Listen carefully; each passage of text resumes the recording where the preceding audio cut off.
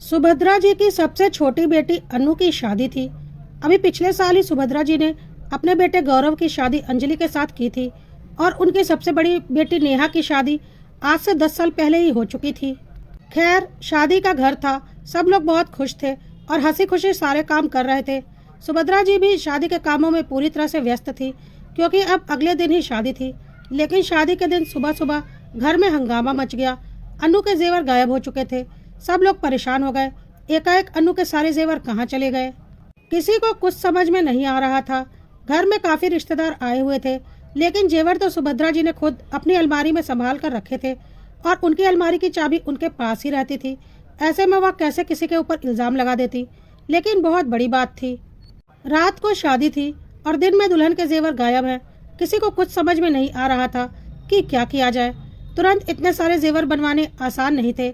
सुभद्रा जी के पास अपने भी काफी ज्यादा जेवर थे, लेकिन उनके सारे जेवर बैंक के लॉकर में पड़े हुए थे।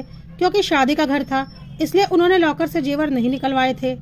सिर्फ अनु के ही जेवर उन्होंने अपनी अलमारी में रखे थे और तुरंत जाकर बैंक से जेवर निकालना आसान भी नहीं था क्योंकि उस दिन छुट्टी का दिन था और नया जेवर खरीदना भी इतना आसान नहीं था क्योंकि उन्होंने अपने तीनों बच्चों के लिए जेवर काफी पहले ही बनवा लिए थे और अब सोने के दाम बहुत ज्यादा थे, तो जेवर दोबारा से खरीद कर लाना आसान नहीं था। तभी अंजलि ने सुभद्रा जी से कहा, मम्मी जी अब क्या कर सकते हैं, जो होना था हो गया। अनु दीदी की शादी तो जरूरी है। एक काम कीजिए, आप मेरे जेवर ले लीजिए और अभी अनु दीदी को पहनाकर उनको खुशी खुशी विदा कीजिए। बाद में देखा जाएगा खोए हुए जेवर कहाँ गए। सुभद्रा जी को भी अब कुछ समझ में नहीं आ रहा था और अंजलि और गौरव ने खुद अपनी तरफ से अपने जेवर सुभद्रा जी को दे दिए, तो उन्हें और कोई चारा नहीं होने की वजह से उन्होंने ले लिए और उन्होंने वह सारे जेवर अनु को दे दिए, इस वादे के साथ कि वह जल्दी ही अपने जेवर तुड़वाकर अंजलि को नया जेवर बनवाकर दे देंगी। अनु की शादी हो गई और वह विदा होकर ससुराल चली गई। अब बात यह थी कि जेवर गए तो गए कहाँ, क्योंकि जेवर का कोई पता नहीं चल रहा था। इसी तरह करीब 2-3 महीनों का वक्त बीत गया, लेकिन जेवर का कोई पता नहीं चला। फोन पर सबकी एक दूसरे से बात होती थी और दोनों बहन नेहा और अनु की भी बात होती थी।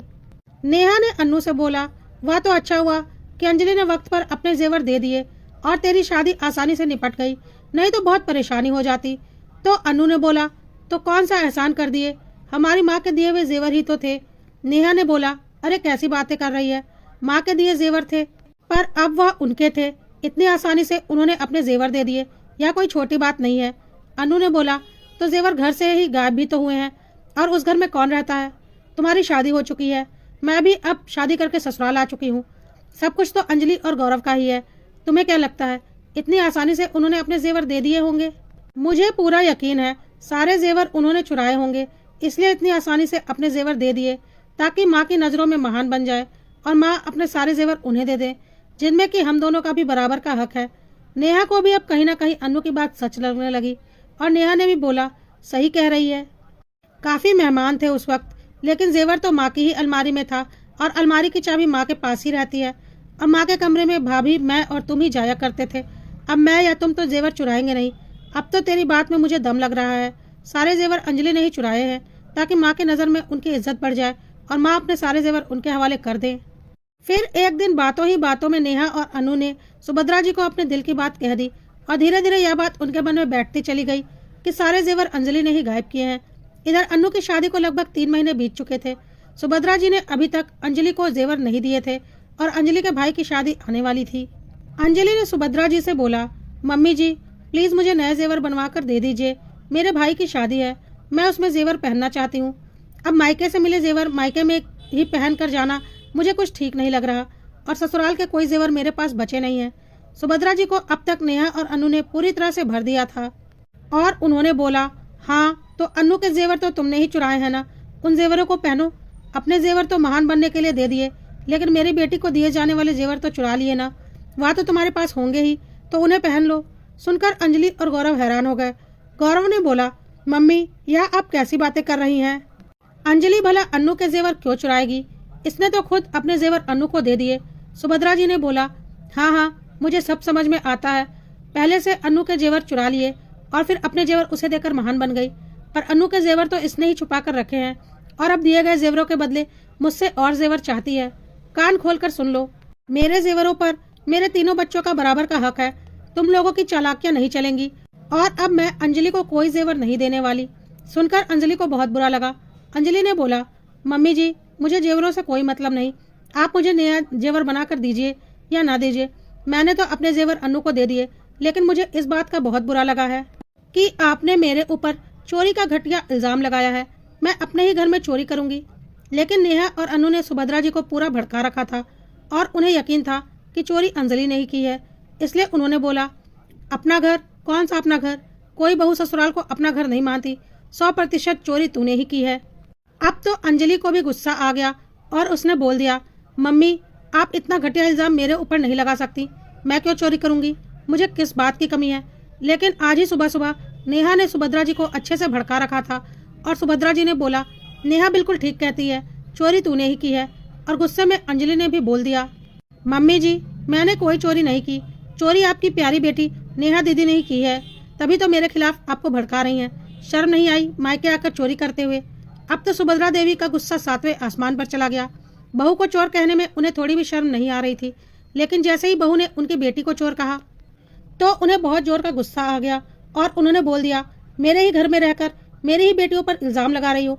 इस बार गौरव ने बोला, मम्मी, जब आप इस घर की बहू पर, मेरी पत्नी पर इल्जाम लगा रही हैं, वह भी अपनी बेटियों के कहने पर, तो वह भी कब तक बर्दाश्त करेगी? लेकिन सुभद्रा देवी को नेहा और अनु ने इतना भरा था कि उन्हें अंजलि और गौरव हर तरह से मक्कार और शातिर ही दिख रहे थे और उन्होंने साफ साफ बोल दिया, मैं कोई इल्जाम नहीं लगा रही हूँ, तेरी बीवी चोर है और उसने ही चोरी की है। और अंजलि भी यह कहते हुए वहां से चली गई। देख लो, यह है भलाई का फल। वक्त पर अपने जेवर देकर घर की इज्जत बचाई और आज यह मुझे ही चोर साबित कर रही हैं। उस दिन के बाद से सुभद्रा जी और उनके बेटे बहू के रिश्ते में एक दरार सी आ गई थी। अब अंजलि बस चुपचाप अपने काम करती और अपने कमरे में ही रहती। वह सुभद्रा जी से बात भी नहीं करती थी और न ही सुभद्रा जी उससे बात करने की कोशिश करती थी।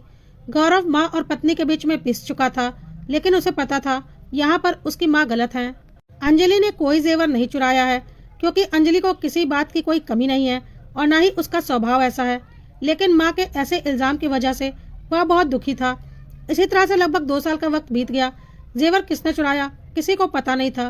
2 साल के बाद करवा चौथ के दिन सब ने अपने अपने फोटो अपने स्टेटस में लगा रखे थे और उन फोटो में सुभद्रा जी ने कुछ ऐसा देखा कि उन्हें समझ में आ गया जेवर किसने चुराए हैं और उन्होंने अपनी दोनों बेटियों को मायके बुलाया।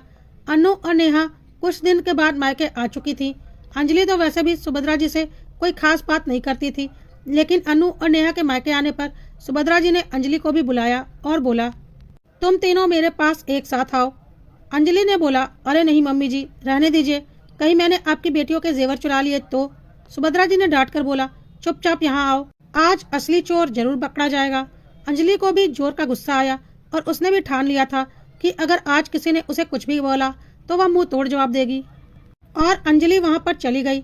फिर सुभद्रा जी ने एकाएक अनु को बहुत जोर का थप्पड़ लगाया और बोला, तेरे जेवर अंजलि ने चुराए थे ना?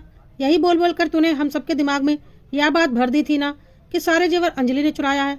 तो अनु ने बोला, हाँ, तो इसमें गलत क्या है और आप मुझे क्यों मार रही हो?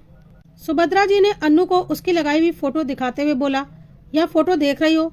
अनु ने बोला, हाँ, यह करवा चौथ की फोटो है। सुभद्रा जी ने बोला, और इसके जेवर? तो अनु ने बोला, यह तो वही जेवर हैं जो अंजलि भाभी ने मुझे दे दिए थे मेरी शादी में और मैंने उन्हें करवा चौथ पर पहने थे, और कुछ जेवर मेरे ससुराल वाले हैं। सुभद्रा जी ने बोला, वह सब तो ठीक है, और इन सारे जेवरों के डब्बे तेरे बेड पर पड़े हैं और जो कि फोटो में साफ दिख रहे हैं, लेकिन मैं तुम लोगों को वह दिखाना चाहती हूँ जो फोटो में साफ नहीं दिख रहा लेकिन है, जिस पर तुम लोगों का ध्यान नहीं गया। कहकर सुभद्रा जी ने फोटो को जूम कर दिया और पीछे अनु की अलमारी खुली हुई साफ दिख रही थी, जिसमें हरे रंग के जेवर के कुछ डिब्बे रखे हुए थे और उसके ऊपर गोल्डन कलर से ए लिखा हुआ था। सुभद्रा जी ने बोला, पहचानते हो यह डब्बे? अब अनु की हालत खराब हो गई। अब सुभद्रा जी ने आगे बोलना शुरू किया, मैंने अपने तीनों बच्चों के लिए बराबर बराबर जेवर बनवाए थे और जेवरों के डब्बा भी कस्टमाइज करवाया था। नेहा और अनु के लिए मैंने एक जैसे डिब्बे बनवाए थे हरे कलर के और उनके ऊपर गोल्डन कलर से एन और ए लिखवाया था, उनके नाम का पहला अक्षर। और बहू के लिए लाल रंग का डब्बा बनवाया था जिसमें सिल्वर कलर से ए लिखवाया था, बहू के नाम का पहला अक्षर। बहू के जेवरों का डब्बा तो अनु के बेड पर पड़ा है जो बहू ने खुद अनु को दिया था और उस पर ए लिखा हुआ है, लेकिन पीछे अलमारी में जो डब्बा पड़ा हुआ है वह ठीक वैसा ही डब्बा है जैसा मैंने अनु के लिए बनवाया था और नेहा के लिए भी बनवाया था, जो कि हरे रंग का है और उस डिब्बे में साफ ए लिखा हुआ दिख रहा है। और यह डब्बा मैंने खुद कस्टमाइज करवाया था और अनु के ससुराल से जो जेवर चढ़े थे वह मैरून कलर के डब्बे में थे। यह बात भी मुझे अच्छे से पता है। मुझे पता है फोटो में यह वही डब्बा है जिसमें अनु के जेवर थे। एक एक चीज मैंने अपने हाथों से करवाई है, तो मैं पहचानने में ऐसा धोखा नहीं खा सकती।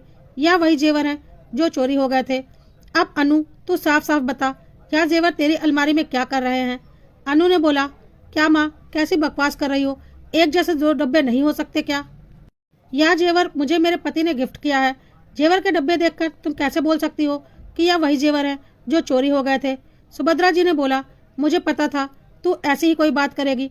और उन्होंने सबसे बोला, अभी तुरंत चलो अनु के ससुराल, मुझे देखना है उन डिब्बों के अंदर क्या है और कौन सा जेवर है। पागल हो गई हो क्या माँ?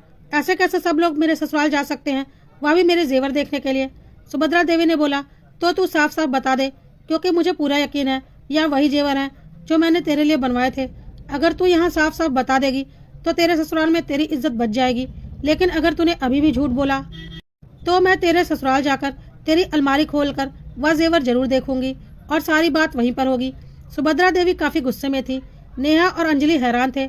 अनु समझ गई थी अगर अब उसने झूठ बोला तो सुभद्रा देवी उसके ससुराल पहुंच जाएंगी, और उसने सच सच सारी बात बोल दी। माँ, मुझे लालच आ गया था।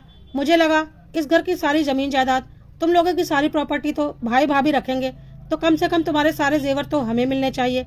इसलिए मैंने अपने जेवर छुपा कर रख लिए थे और भाभी के जेवर लेकर चली गई, और फिर तुम लोगों को भी अच्छे से भड़का दिया ताकि सारा शक भाभी पर चला जाए और तुम अपने सारे जेवर अपनी दोनों बेटियों में बांट दो, ना कि भाभी को दो।